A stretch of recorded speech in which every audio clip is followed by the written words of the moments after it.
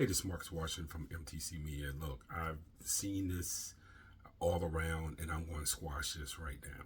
Don't give me, I didn't know who any of these players are in the draft. If you don't know who they are, it's because you didn't want to know who they were. We live in an era now where you know or hear about these prospects from the time they're 14, 15 years old.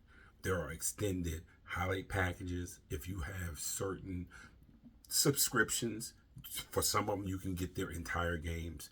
FIBA has a channel where you can watch these guys play in FIBA tournaments if they're international.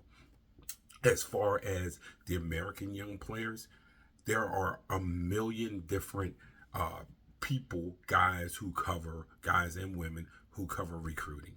They start talking about these kids at 14. These kids are all over the place. They are all over the internet.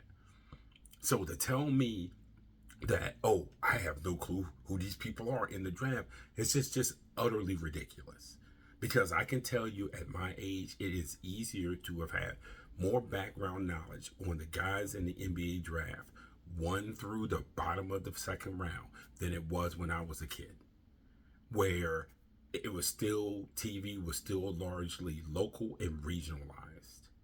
Where you didn't know. You knew a kid's name based on an article in Sports Illustrated.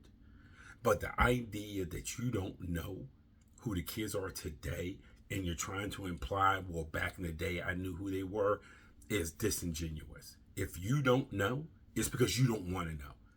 Because there is more information out there today, and it's easier at your fingertips, easier to find out more about these guys well before they get into the draft than it's ever been. So just admit you don't want to know. So every year you can scream, oh my God, I don't know who these kids are in the NBA draft because they're not all going to college. It's the dumbest thing I've ever heard.